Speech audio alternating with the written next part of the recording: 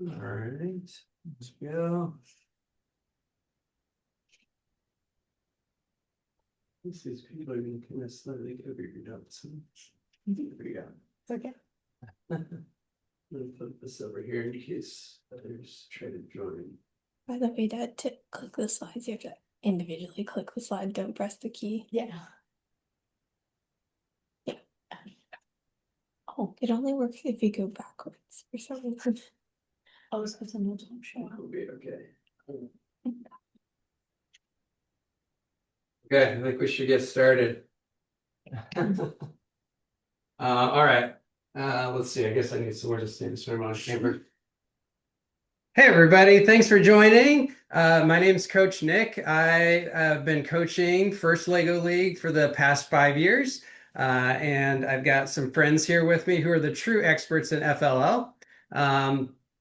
We appreciate everyone joining today. We're going to have some of the Intelligent Mavericks present some material, some of their hidden gems, we'll say, that they've dug up here recently. And they're going to present to you. And then we're going to have plenty of time for some Q&A. So along the way, think of the questions that you want to ask these folks. And then we'll have plenty of time for that. So we got about 30 minutes. They'll be talking to you, and then we'll switch to question and answer. Let's see, anything else, girls, I'm forgetting before we continue here? I think we're good. All right, we got another person coming online, so I will keep clicking that. All right, I think we're all set to go. Take it away.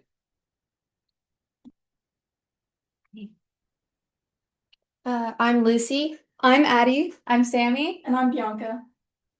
So when we first started FLL, our first season was City Shaper. We had a team of 10 people, both boys and girls.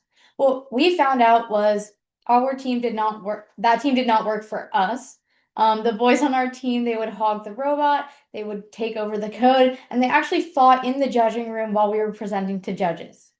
To like do better our next year, we started an all-girls team. It was the Cargo Connect season. We were known as the Intelligent Mademoiselles.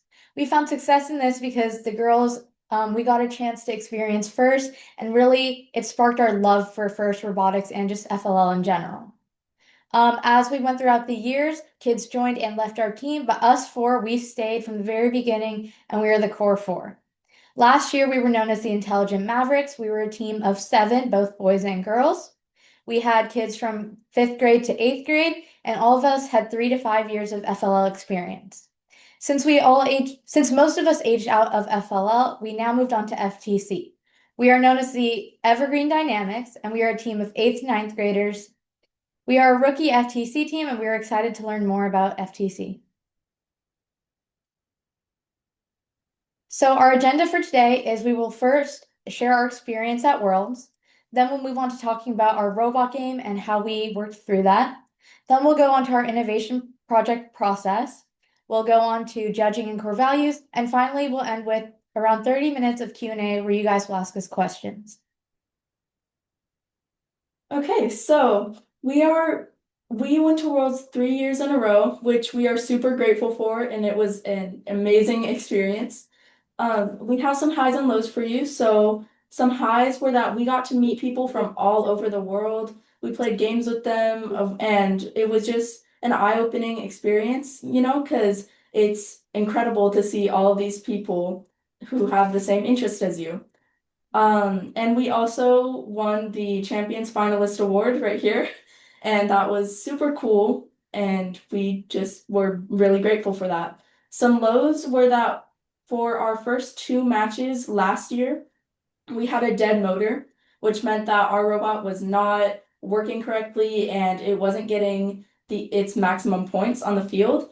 Luckily, we had a super generous team named FS Ingenium help us, and they lent us a motor for that 3rd and final round, where we did really good, and it was just super amazing.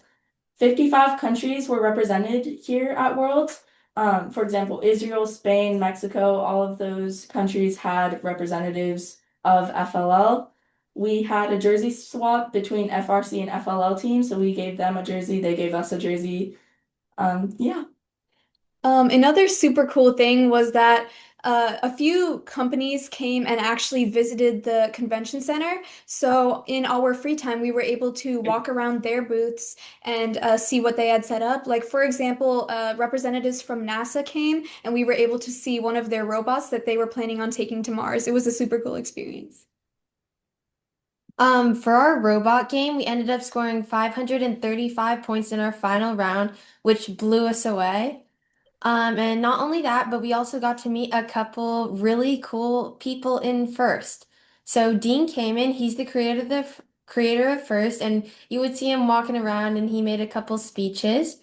And then we also met this guy, Margin. He is one of the table designers, which was we got some photos with him. It was pretty cool. And there was also a college expo. I think Sammy can tell us more about that. All right, so a college expo is where many representatives who were first alumni, they came and presented about their college, different programs. If you had any specific questions, you could ask them, and they'd give you like flyers or brochures. And it was just a really cool experience to learn about what you want to do after high school. Another really cool thing about Worlds is in the convention center, you had the 4 different programs. You had FLL Explore, FLL Challenge, FTC, and FRC all in the same building. That was equivalent to around 50,000 people being there. And in our free time, it was really cool to go and watch the really, really good FTC and FRC teams compete. All right, so now we're going to talk a bit about the data aspect of our robot game. One super cool and important aspect of our robot design presentation was our consistency chart. We found that in robot design, judges really like visuals. So we put together a chart full of the missions we were able to complete and the points that we expected from them. We also noted down our average success rate and failure rate. This was important because the judges could see our improvement over time and over the season. Another thing we included for our strategy especially was a plan of attack. That is the right photo. This was useful because the judges could see, and it was color coded, so they could easily tell which missions were split up into which runs.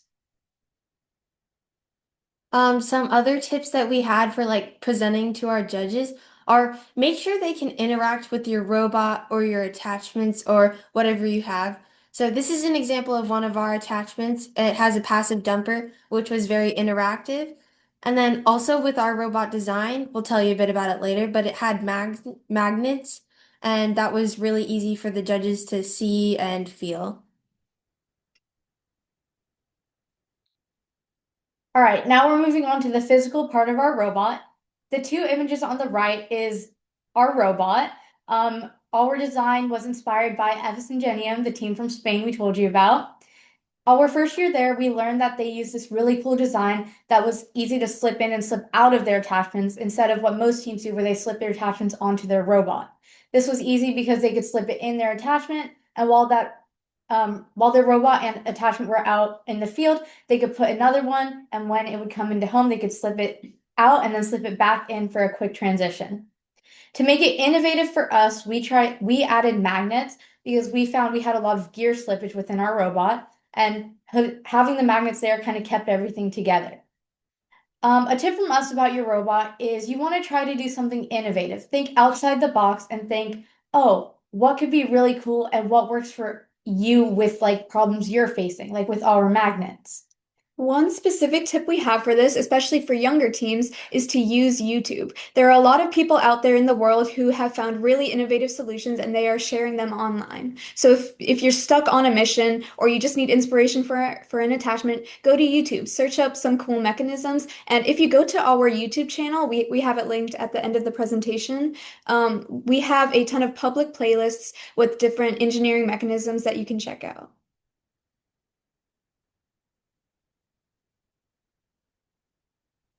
So, one of our major tips is to use a variety of mechanisms on your robot.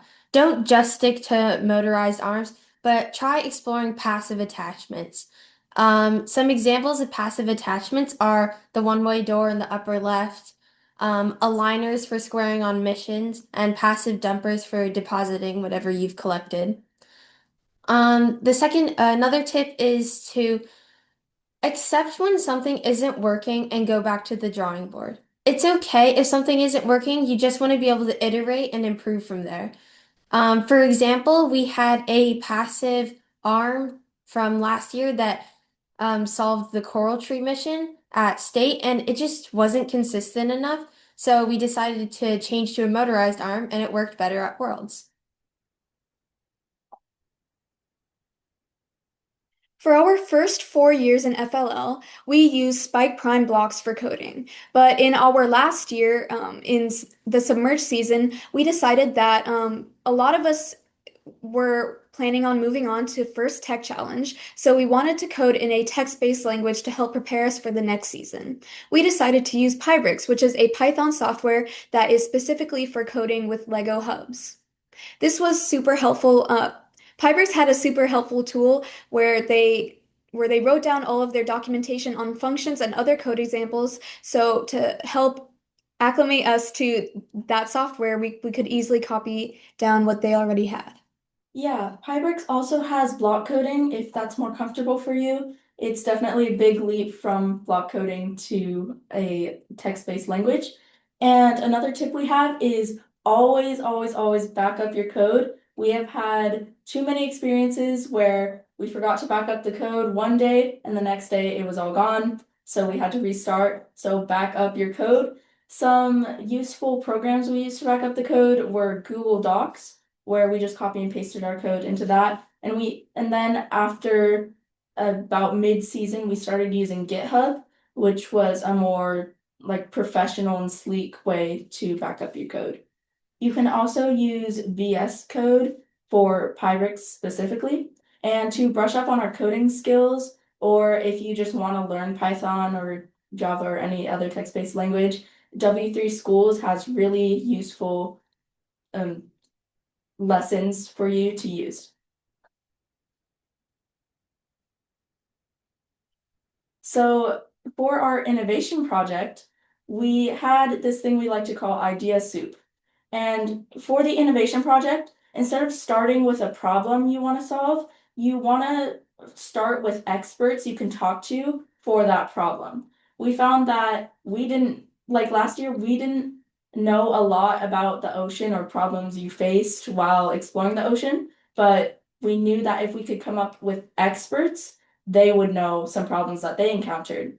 So you get a bunch of note cards and everybody circles around and writes down people they think would be good to interview or research for the season. So last year we thought people who explore shipwrecks or divers or anyone who had something to do with the ocean, we thought they would be a good idea to interview. So we wrote all of them down on note cards and then we picked out the note cards one by one and discussed them.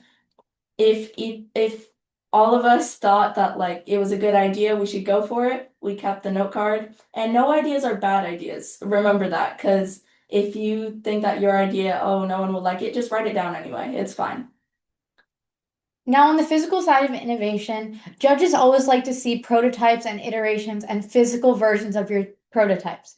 So if you have an idea or you have a concept, you want to like print it out or have a diagram or anything to show to a judge.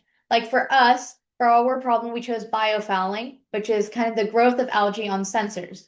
What we had to show judges were these like 3D printed types of sensors and a version of our solution, this bendy light tube that we could show over the course of our season. We went from this to something like this, which could adapt to all different types of sensors. Interactivity with some of our props was also key in the presentation. We would hand these twists to our judges and they could bend them around and see how they worked. Another good thing to do during your innovation project is to maybe think of having these things that we have here. These are called cue cards. They're really good visual representations of what you want the judges to remember. So any important information like we have here, we wanted them to see an up-close version of what is inside a twist that we made. So we gave them this and we set it down in front of them. while we would talk about what we did. Another super important tip, especially when you're generating your ideas and narrowing them down, is to think about your local and community impact. When you're talking to experts, make sure that is a good way to figure out a problem to get because they are in your area and they are in that profession and you can get problems that affect them specifically and how it affects your community. Judges like to see the impact you are making in your city or it can also be in your state. I know for us last year, our problem was biofouling, which is The growth of the algae. growth of algae on scientific equipment, and our local impact was in the state of Washington because it could impact the west side and the explorers on the coast. One more tip that we have is don't throw away any iterations. Like right here, we have one of the experiments we put in the ocean. I don't know if you can tell on camera, but it's very dirty. It has biofouling on it. We kept it so the judges could see an experiment we did and what actually happened. This was really important for them to remember. So next we'll go into presentation and judging. One thing that we've consistently done over all of our years is we've done practice judging and Q&A sessions. One of Bianca's mom actually, she helps us a lot with judging and how to like not talk over each other, keep it formal but natural, and just practicing speaking up. Um, some other tips we have on actually like writing a script or bullets or however you're presenting to your judges is make sure you hit all the points in the rubric. Because the judges will have a paper where they're checking off points, and if you're making each of those points, you'll do better overall. Also, when your team is presenting, make sure each person has equal participation. One of our strategies was once you answer a question, don't answer another until everybody gets a chance. Unless like your answer is like amazing, the perfect answer hits all the right points, then just wait for your next question. Also, if you're messing up during your presentation, you stumble over a couple words, keep going. You're the expert in this case. The judges don't know your script, so just keep it rolling. Another tip we have is to not say filler words like as you can see, see, it's really hard, okay? We're still learning. So pause and restart with a clear sentence and keep going. And yeah is also a really bad filler word. Don't do that. It's just don't do it. Some extra stuff that's really useful to have in your presentation that the judges like is data. Judges like any form of numbers. So if you're doing experiments, make sure you're tracking what kind of information you're getting from them. They also like to see future goals for your project. If it's just like a one season thing and you're not planning on expanding it, that's fine. But make sure to think outside of the box and what impact it could have. Judges like to see that kind of thinking. One other detail that is really good to include is money and marketing details, how it could be accessible for the people you are trying to help. One last thing we have for your innovation project and just presenting in general is to have a very clear problem statement. What we did is we'd say something like, our problem is biofouling. And that made it very clear to the judges what our actual problem was and what we were targeting. Actually, in state last year, we removed that line and got docked for not having that line. So we had to include it back into our presentation for Worlds. So make sure the judges know clearly what you're trying to solve. Okay, so the last thing we're gonna go over is core values. I know core values, you might not care about it as much as the other hard skills that you're learning. You might think it's cheesy, but remember it is equally weighed as part of your score as everything else. It is 25% of your score. It is equally as valuable as the robot design, the robot game, and your innovation project. One philosophy our team has always stood by is that you are being judged by the judges the moment you step out of your car to go to competition. So make sure to stay positive the whole time and to keep following the first core values. One tip we have for inter-team core values is to never point fingers. If something goes wrong, approach it as a team problem. Do not blame someone or make it seem like it's their fault. Stay positive when things go wrong, and just make sure that you're being helpful when you're trying to solve a problem. One thing that our team did is that when we got closer to competition, we would have core value meetings that were like 15 minutes long during our practice time. This would help us really hone what we would say to the judges when they asked us core value questions. One thing that our team did during practices was when you're working on your robot or you're coding or you're working on your innovation project script, we would have our coaches randomly ask us core value questions. This would catch us off guard and make sure that our answer to their question came from the heart. Some other communication tactics, we used Slack, which is a messaging app for our inter-team communication. This was useful because it was a more professional setting and it made sure that everyone was communicating equally. The key to good communication in your team is to find out what works for your team specifically. One of the recommendations on communication that we got from one of our judges at Worlds our first year was to use a Kanban board, which was a virtual task tracking tool. And our team members could add on tasks, mark tasks complete. But this just didn't really work for us because our team was super inconsistent in keeping up with updating it. So if things don't work for you, that's all right. Just make sure that you're always improving. So one other communication thing, when you're deciding on ideas or after you're in the brainstorming phase and you need to start narrowing down your innovation problem or a way to solve an attachment, it's better to have a healthy debate than a vote.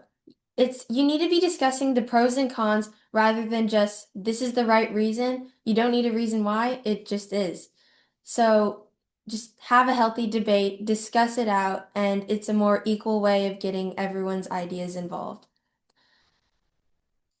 One of the last things we like to do, obviously everything is really important, but to make your meetings less boring, you want to have fun. Like what we would do is on Fridays, we would have what we call Fun Fridays. We'd go out to movies, we'd have team bonding activities like mini golf or like the Wicked movie. We watched that and it was so fun. A thing that we liked or a thing that we created was our core values song, where we would sing about our core values, and we even added an extra one, respect, because we felt that was really important. So in conclusion on core values, all work and no play is just super boring and you want to keep your team morale up. So make sure you're having fun as equally as all the other core values. Sorry, I forgot one little thing on communication, and it's kind of related to judges, but when you're communicating with judges, be honest. Like, if something doesn't go right, that's okay. You can tell the judges that and tell them also how you're going to improve off of it and just be better the next time. Nobody's FLL season's going to go perfectly. Just like, our motor died. That's terrible, but like, you just got to be honest and it'll work out. Another communicating tool we have, other than the Kanban board, which didn't work out for us, was Slack, which we use even now on our FTC team. It's a really good way to connect with your team members and host practices and just update everybody about what's going on. All right, team, we're doing really well on time. I was along the lines of communication. I was wondering if you could share about one of the really special experts we had that helped with our communication and some of the tips we got from him. Okay, so a really fun person we got to meet with was Adam Greshner. He is the communication person for the Mariners baseball team. We got to meet with him and he gave us a bunch of tips, like include stories when you're sharing stuff. So like throughout this presentation, we've been giving you stories about our dead motors, about Fun Fridays that we've done, and it really helps the judges to see you and your personality and not like you're just reading off a script. Also, he said shoulders back because it makes you seem more open and honest. Yeah, good posture. Yeah. Good posture is the key. Another Whose tip was that? Do you remember? Was Because he stole it from somebody else. Who do you feel? Julio I think he Rodriguez? stole it from Taylor Swift. Oh, yeah. okay. One more thing he told us is that, so you're obviously gonna have questions that you do not want the judges to ask you. You haven't prepared anything for them. So during your practice sessions, write down those questions that you do not want to get asked and find a way to answer them. It doesn't have to be perfect, but just be honest. Like, and another thing we've found works really well is if the judges ask you, hey, how did you do this? And you don't know the answer, say, that's a really good question. We'll look into that because it shows them that you're willing to grow, you're willing to be honest with them. And it's just a really good way to show that you're still learning. I remember another tip from Adam was about the spotlight.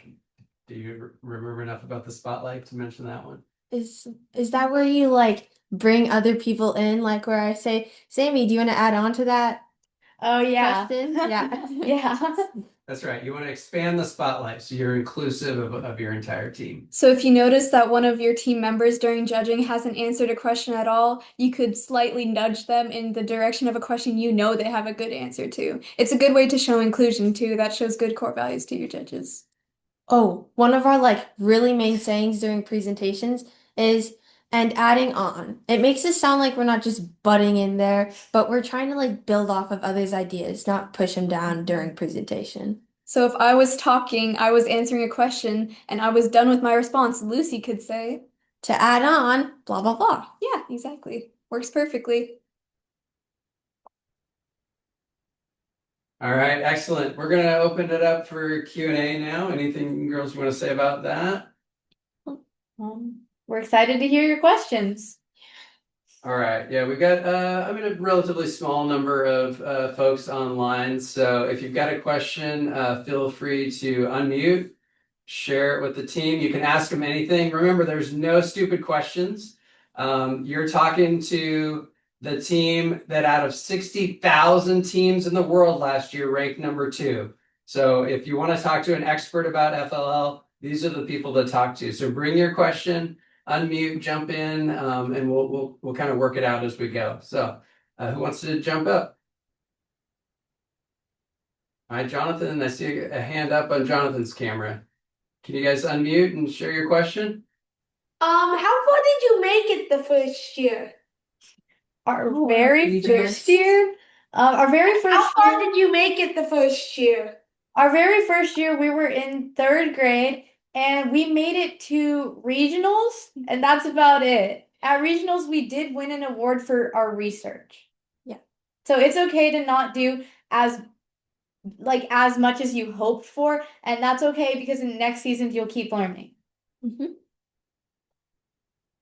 That's great. Audra's camera, I see you got a question. Go ahead and unmute. So I was wondering about robot gearing. Did you guys gear up your tires or no? We did not. It was just a 1-to-1 ratio. Okay. Yeah. How strict are the judges for the innovation project and the robot design?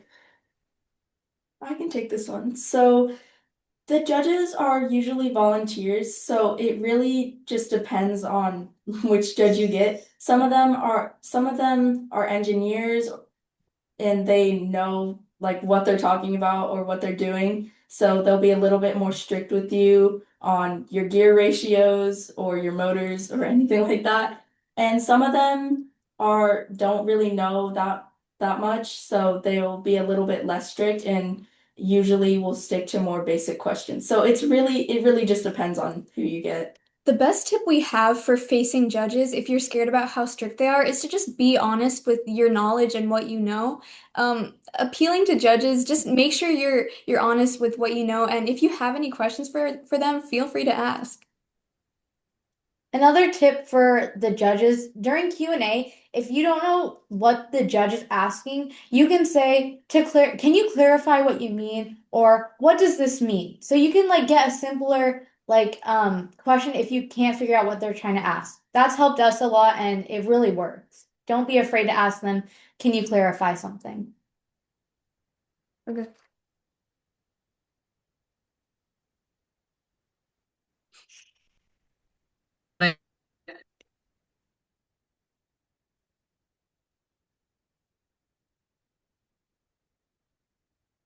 In meetings at work, I always say that I'm willing to have the awkward silence while you wait for people to ask questions.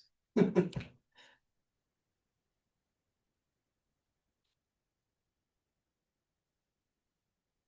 you got questions, feel free to raise your hand and ask.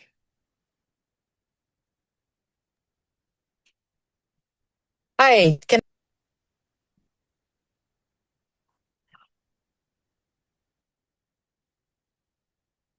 Is that Carolyn? Yeah, that send it in the was- chat. Okay. Yeah.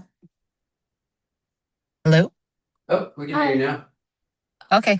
I want to know what's the most common questions that were asked during the engineering design portion of your presentation.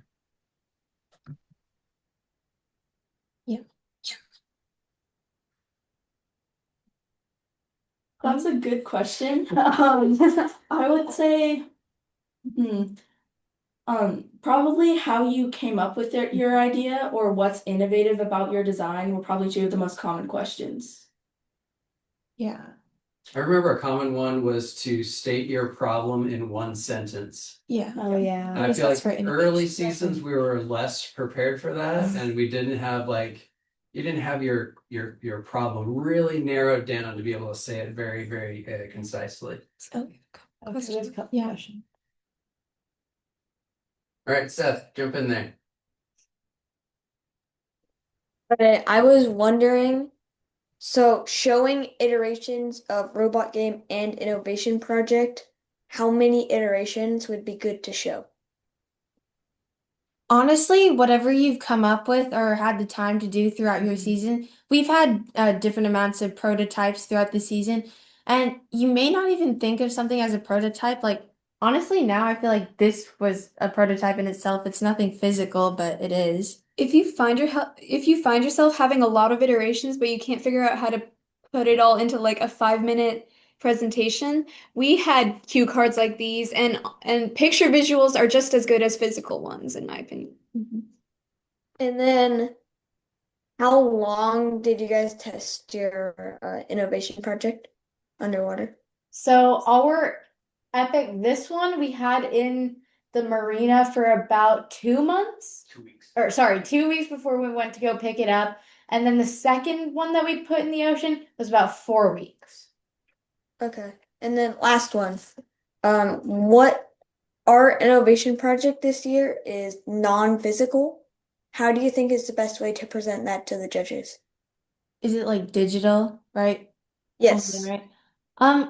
Honestly, cue cards, they would be pretty good. You could just put a photo of whatever you have on one of these. Right. Would Diagrams are also a good way. Yeah. okay. I Do you think have we any? have another Yep, question. I see a hand up. I'm gonna butcher your name. Maybe you can say it first. Kataki, maybe? Yeah, can you unmute and Oh, so can you say your name and then go ahead? I'm Pari. So what YouTube channels would be good for innovation or for attachments? For ro One that we use for our attachments in the very beginning was Zachary Trotwin. Yeah. He really helped us get our basic ideas and concepts built.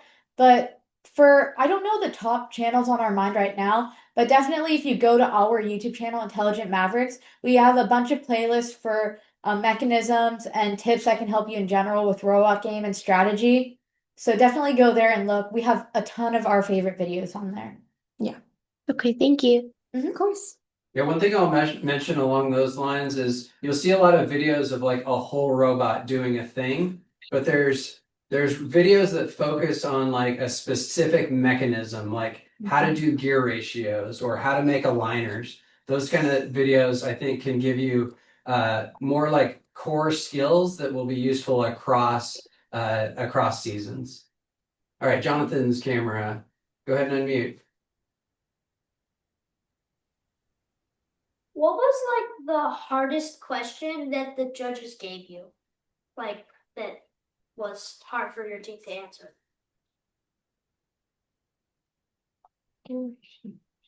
How about something about your former team members or changing Oh, team yes. up over the years? It was a core values one. Yeah. So during judging, we got asked if we had changed our team over the years at all. And we did have one experience where a team member had to leave our team because she had other interests that she wanted to pursue. And we weren't really sure how to answer that question. So we just did a group huddle, tried to answer it respectfully and honestly. Something that I think tripped us up a couple times, previous times at Worlds, not this time because we were more prepared for it, but stuff about money and like how you decided the cost or what materials to use. What's it called? Like cost-based analysis and stuff. That was kind of hard for us, I think. We weren't really keeping track of it originally, but now we've done better about it. And also data too. Like in our first years in FLL, we didn't like get a lot of data. We didn't perform as many experiments, and we got asked a lot of questions like those in judging in our first couple years, which is why we fixate on it so heavily now as a tip we're giving you guys because it's really good to be prepared with questions like those. All right, back to Jonathan's camera. Can you unmute? Yep, unmute. I Yep. have two questions. First, how do you think your innovation changed over the course of the summer season? Are you talking about our project or our presentation or Your project. the project? I'd say we iterated and fixed some of our electrical problems because we had a lot of water leakage and that just consistently had been tripping us up a little bit.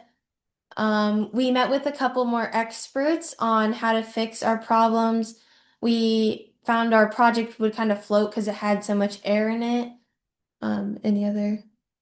Yeah, adding on, so this was our first iteration right here, and as you can see, it's clearly one unit. It wasn't really adaptable to all sensors. So then we had these two iterations. Yeah, these two iterations, which were flexible to all sensors. So making your project like open and adaptable is probably really important. That's how we iterated as well. Because your first version Guys- didn't bend at all, right? Yeah. And later on you added the bending. How'd you come up with that bending idea? We were actually in was it an interview with one of our experts? We used one of these tripods for something. I can't really remember. But one of our teammates was inspired by the flexible shape of this tripod, and they were like, "What if we adapted this to our innovation project?" And that's where the idea for these bendy twists came from. So anyway, my second question is, did you actually take the flashcards in with you to the innovation to the judges room?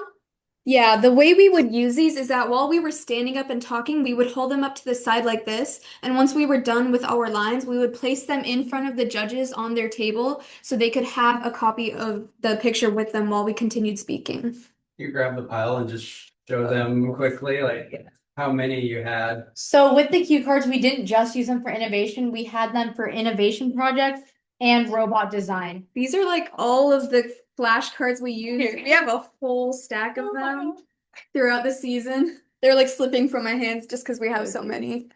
But yeah, photos are really good tools to have when you're presenting. Beyond judging, were those flashcards useful to you? Absolutely. We would share these with our experts. Like if we were meeting with an expert to share our progress and how we could improve, we would literally show them, this is what we have right now. What is the problem with it? And then they could help us from there. We also use these when we were sharing about FIRST for our outreach. With people who weren't familiar with our project, these were also good for just showing them how FIRST worked, what the robot game was like, and what the innovation project was like. Another note on the cue cards, you don't have to buy something really expensive to do this. We just had an old calendar laying around and we literally just printed out pieces of paper with our things on them and stuck them on and they worked really well. Yes.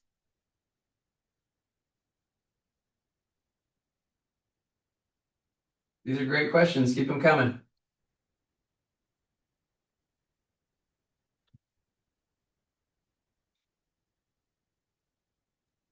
Oh, we have one.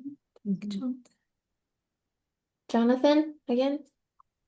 How many judges did you quote in your speech? Experts. Experts. It varied per season, but this season we had like 7 experts. Yeah, I think we had 7. You don't need that many though, like 1 or 2 is also great. And if you can get more experts like in between competitions, that's good too. We added all of them in because we felt like we had learned something really useful from each of our experts, and it was important to show how we gained knowledge from various resources. Because that's actually one of the rubric points. So make sure you're just going through the rubric. Can you talk a little bit about how you found your experts and like the diversity of your experts? So, yeah, go ahead, Bianca. So we found our experts through what our coach likes to call our network. So if your parents have people at work, I know this season is about archaeology. I don't think you can think of the word there. I know the season is about archaeology, so if your parents know anyone who's in that field or friends of friends, anyone in your network that you can talk to, that's just a really good way to get experts. We have another hand up, I think. All right. Seth? Yeah. So I was wondering, what would you think is the biggest flaw of your robot design last year? Oh, that's a good That's question. that is a hard question. Oh, I gotta think back. It's been a while. Like just after Worlds, like our most recent version, our latest version. Sure. Okay, for me personally, for us to be able to take all of our like attachments to worlds, we had to break them down into like pieces and take it in a suitcase. And that was kind of difficult because we had to put them back together and it doesn't work really well, but we figured it out. So I guess breaking them down to transport them was really hard. One thing that we found over the course of our seasons, you see a lot of really complex attachments online, like big, huge robots. For us, we found that the simpler, the better. They work just as good, and you don't face as many breakage problems, if we're being honest. One of like my absolute favorite like attachments, they're on both of these, are aligners. They're like the most simple thing, but they just help your robot become more accurate. Just like these angle things. They can align on missions, or you can just have a flat surface that aligns on a wall, and it's kind of like a robot reset in the middle of the match. What is your opinion on the best way to transfer energy from the motors to somewhere else? Chords. No.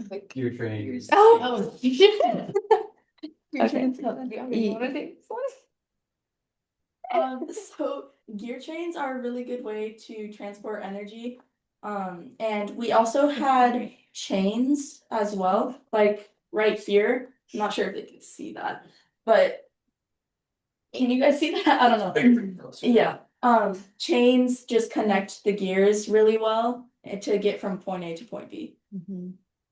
Okay, when my experience of chains is they're either too loose or too tight. Did you guys use like chain tensioners or something? Nope.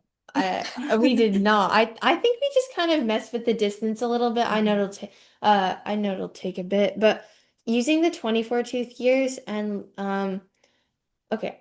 I don't know like what the other tooth is, but just generally the dark gray gears, they fit the chains better than like the round tooth ones.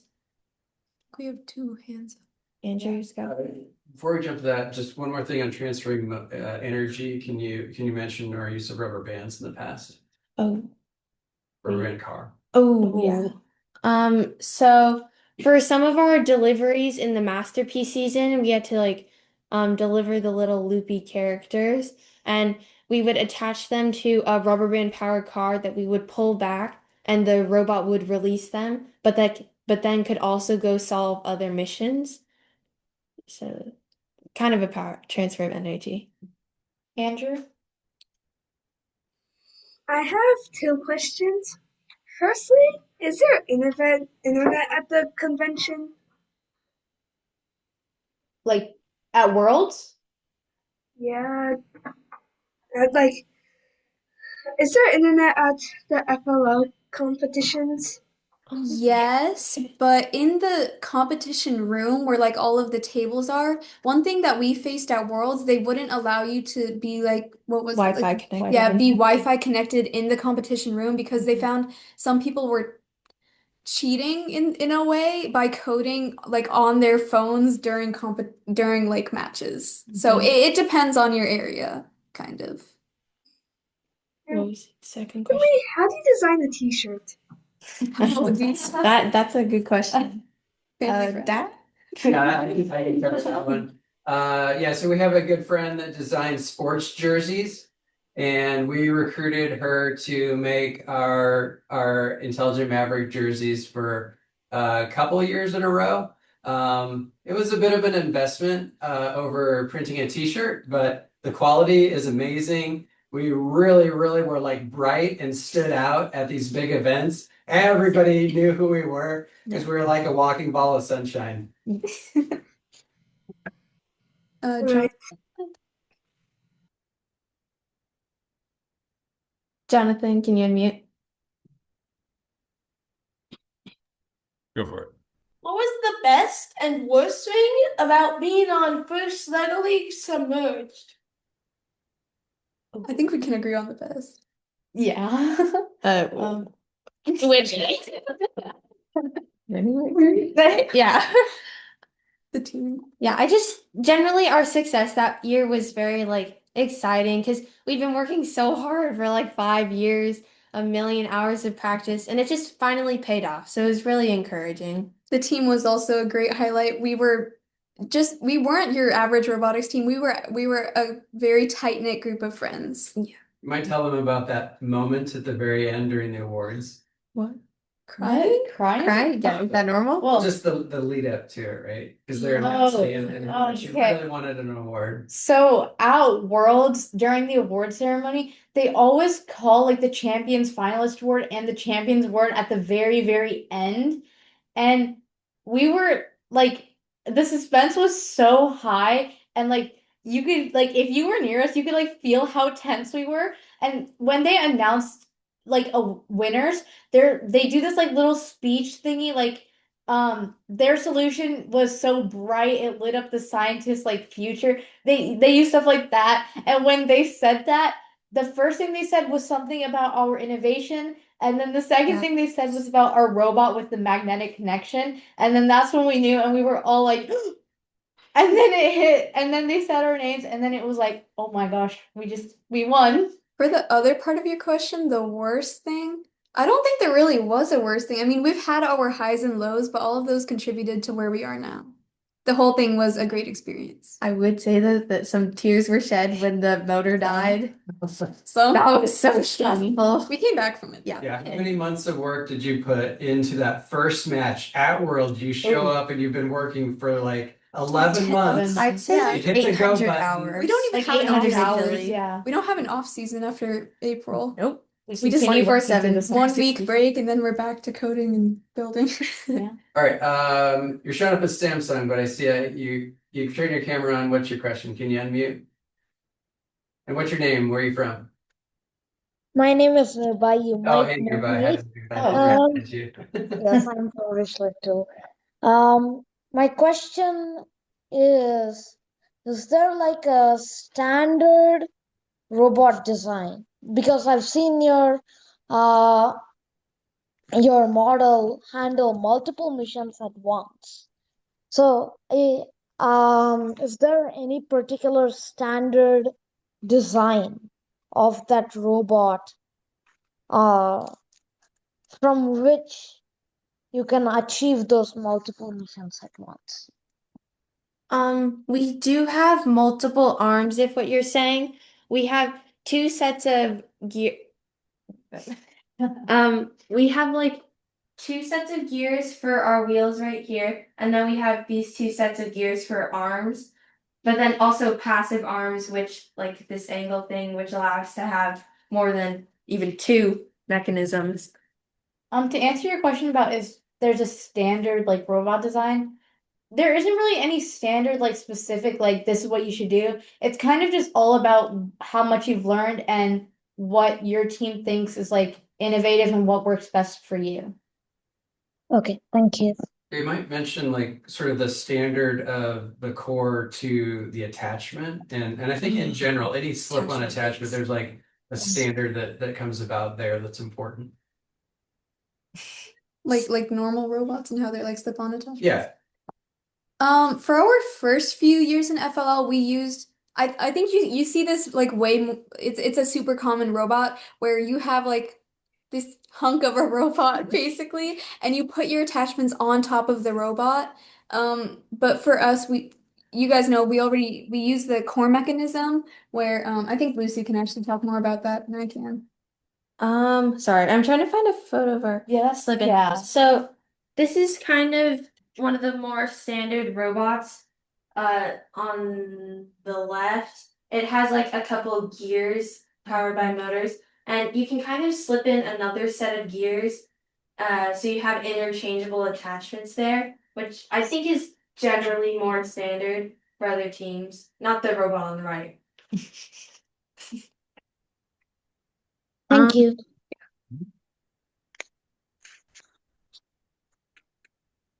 Yeah, the core really isn't standard. It's just something that sticks out. I think I've seen a total of 2 other teams in the whole world that have done that before. It's just so different, but it's definitely a really cool, innovative approach. How many times have you seen the exact same robot among teams? Never. Zero. Never. We've seen one other team use magnets in a complete different way. That was like 13 years ago too. Yeah. Been a while. That's how you know it's really. All right, great questions. We have a few more minutes. Anyone else want to jump on? I know we haven't heard from a few of you, but feel free to chime in if you like, or you can type something in the chat. We're monitoring that as well.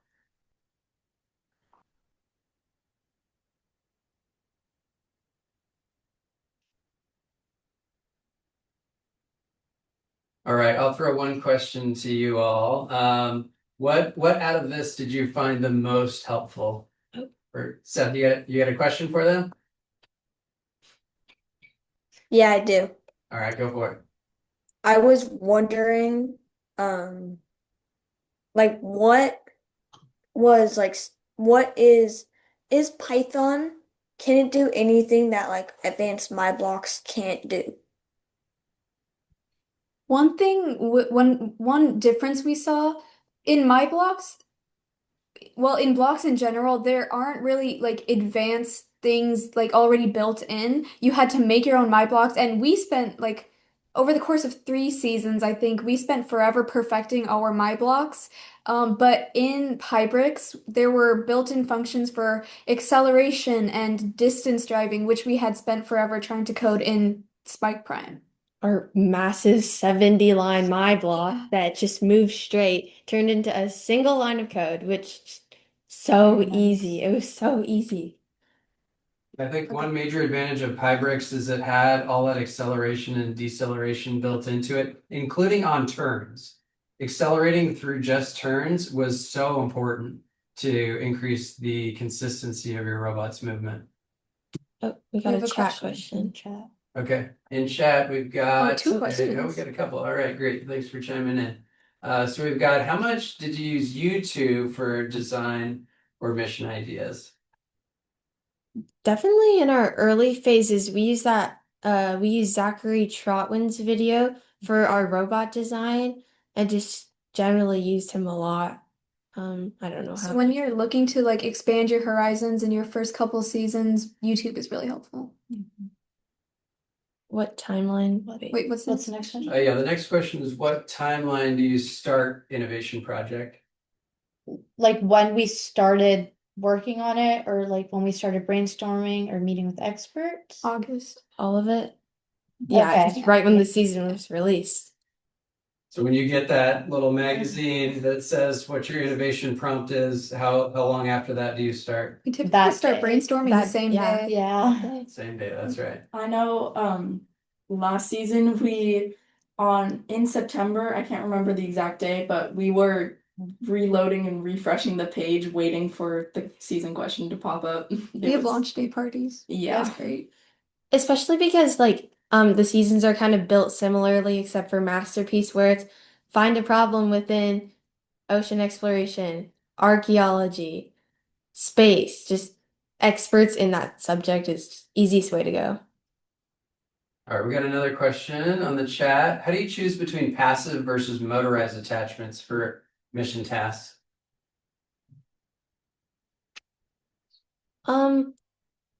I think it depends where your robot is at now. If you're using both motors, then maybe try and think of a passive way to solve it. But if it's like a motion that's just like incredibly impossible to solve passively, then probably go motorized. It just depends on the mission you're trying to solve and how difficult you think it is going to be. Is it okay if the prototype is not working? Yeah. For robot for So innovation. say you got an innovation project, you've prototyped it and it's not quite working. Do you think that's okay? Yeah, I think the judges actually want to see that. They want to see what you've tried if you've failed. And if you haven't gotten a working prototype type before competition, that's okay, because that's another opportunity for growth and they want to see all of your iterations. So it's perfectly fine if it's not working. Another thing is the judges care more about the process than the result you have. It's good if you have something working, but it's also more than okay if something's not working. They want to see the process of how you got there. Adding on to what these two said, I know for us in the submerged season, our prototypes themselves didn't work a lot of the time. When we put our experiment in the water and took it out a few weeks later, we found it had stopped working and that water had leaked through our waterproofing. So things didn't go to plan a lot of the time with our prototypes, but what mattered is that we worked through them, we did more research, and we found ways to improve. A thing that we did when our lights went off is we contacted this guy, David Velasco. He works at this company called Nortec. They specialize in making stuff for sensors. He mentioned to us that the people at his company, there's people who have PhDs in waterproofing. So it's okay that something's not working because we don't have a PhD, obviously. There's people who actually specialize in that. So we like talked to him and he gave us a couple ideas on how to like fix it and what to work through. All right, we're about out of time. I think we want to say thank you so much for everyone that has attended the webinar. Your questions were amazing. We really appreciate it. We're actually going to start FTC practice now in about 1 minute with the rest of our team. If you ever want to follow up with the now Evergreen Dynamics, feel free to reach out to us.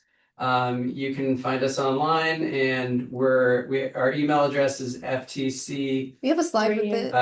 30316 at gmail.com, and I'll try and pull up that slide, which I closed. Thank you. Sorry.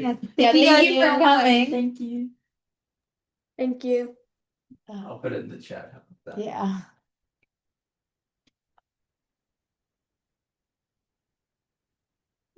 Here we go.